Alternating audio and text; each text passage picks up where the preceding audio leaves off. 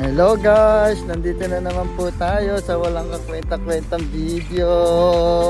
Ayan, uwian na naman ang lolo nyo. Ayan guys, maliwanag pa. Kapag ka-winter dito, mga ganitong oras, dapat madilim na. Malamig pa rin naman, pero parang malapit ng mag-summer. Yan, ang ating hinihintay. Panahon ng paggagala. Ayan, maliwanag pa guys. Pero di ba dati kapag ako yung uwi ng ganito, napakadilim. Pero ngayon maliwanag pa.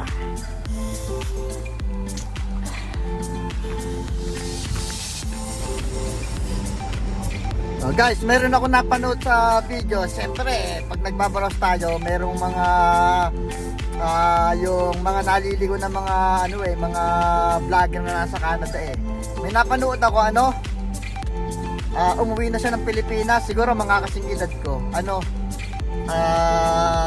Nahirapan na siyang mamuhay dito. Unang-una, napakamahal na daw ng bilihin. Pangalawa, yung palibasa siya wala dito yung pamilya niya siya lang mag-isa dito nangungupahan siya ng isang kwarto. Parang syempre marami kayong kasama doon sa bahay. Parang naguguluhan siya kasi maraming nagamit ng washroom, ng kubeta, maraming nagamit ng kusina. Para sa kanya hindi siya komportable ng ganoon. Ayan, guys. Ngayon, umuwi na siya ng Pilipinas.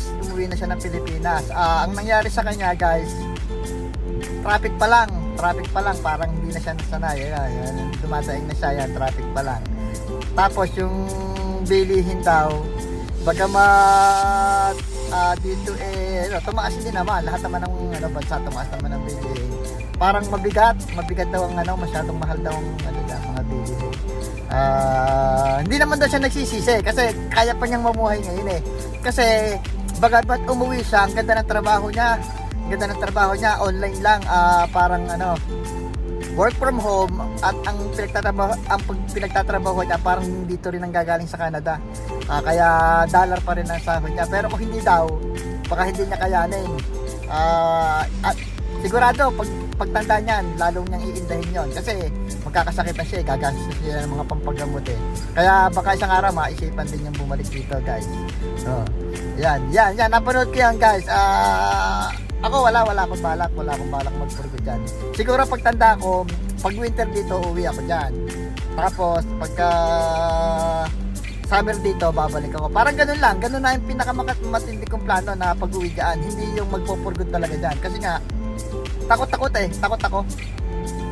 na yung pinaghirapan ko maubos lang sa pagpapagamot. Kasi danas na dyan yung mga kakilala ko na nagkasakit. Hindi rin naman gumaling, pero gumastos lang.